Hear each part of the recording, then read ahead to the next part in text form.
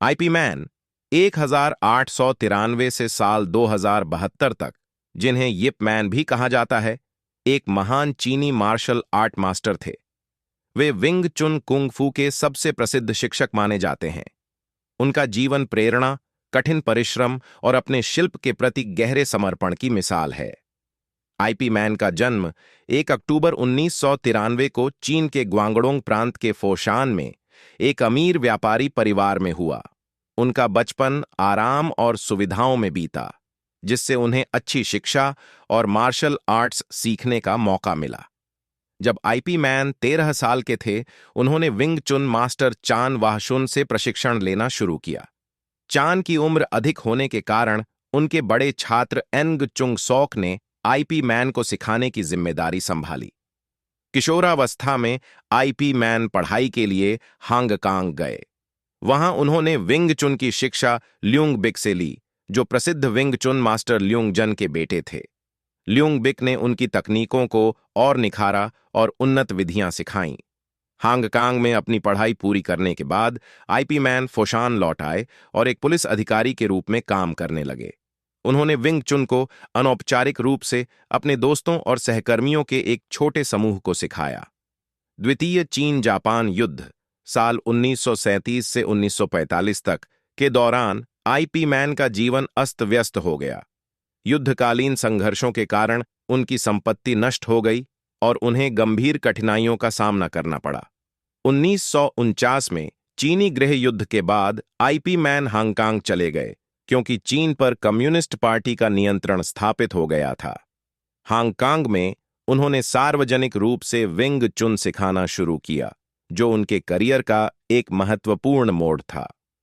IP man ने एक wing चुन स्कूल खोला और विभिन्न प्रकार के छात्रों को प्रशिक्षण देना शुरू किया। उनकी शिक्षण विधियां व्यावहारिक लड़ाई कौशल, अनुकूलनशीलता और अनुशासन पर जोर देती थीं।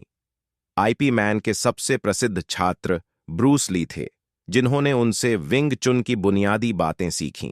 ब्रूस ली ने बाद में अपने दर्शन जीत कुन डो के साथ मार्शल आर्ट्स में क्रांति ला दी, लेकिन हमेशा आईपी मैन और विंग चुन को अपनी नींव के रूप में श्रेय दिया। आईपी मैन ने कई कुशल मार्शल आर्टिस्ट्स को प्रशिक्षित किया, जिन्होंने विंग चुन को वैश्विक स्तर पर फैलाया, जिनमें वोंग शून लेउंग, ल्यूंग श्योंग और चू शोंग टिन शामिल हैं। अपने अंतिम वर्षों में आईपी मैन स्वास्थ्य समस्याओं से पीड़ित रहे, जिसमें गले का कैंसर शामिल था, जिसका कारण भारी धूम्रपान था। अपनी बीमारी के बावजूद उन्होंने विंग चुन सिखाना और सुधारना जारी रखा। 2 दिसंबर 1972 को 69 वर्ष की आयु में ईप मैन का निधन हो गया, लेकिन मार्शल आर्ट्स जगत में उनकी गहरी विरासत रह गई। ईप मैन को विंग चुन को लोकप्रिय बनाने और आधुनिक युग में इसकी सुरक्षा सुनिश्चित करने का श्रेय दिया जाता है। उनकी शिक्षाओं ने इस कला के वैश्विक प्रसार की नींव रखी। ईप मैन के जीवन ने कई किताबों, डॉक्यूमेंट्रीज और फिल्मों को प्रेरित किया है, जिनमें ईप मैन फिल्म श्रृंखला शामिल है, जिसमें डॉनी येन ने उनकी भूमिका निभाई है। इन फिल्मों ने उनके जीवन और मार्शल आर्ट्स में योगदान को नाटकीय रूप से प्रस्तुत किया है। ईप मैन का मानना था कि मार्शल आर्ट्स का व्यावहारिक अनुप्रयोग होना चाहिए, और उन्होंने आत्म अनुशासन, विनम्रता और निरंतर सुधार के महत्व पर जोर दिया।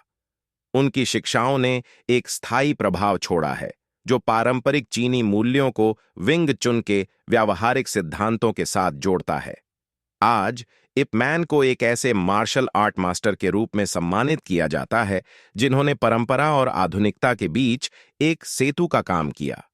उनका प्रभाव दुनिया भर के मार्शल आर्टिस्ट्स को प्रेरित करता है, यह सुनिश्चित करते हुए कि विंग चुन एक सम्मानित और जीवंत कला बनी रहे।